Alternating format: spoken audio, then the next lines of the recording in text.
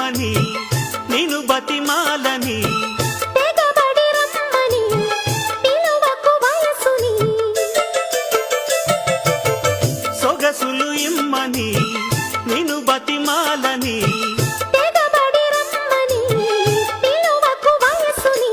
అదిరిపడే పెదవులలో అనుమతినే చదవని బిడియపడే మనసు కదా అడుగకు పై కొనమని బెదురు ఎంతసేపని ఎవరున్నారని అదును చూసి గమ్ముని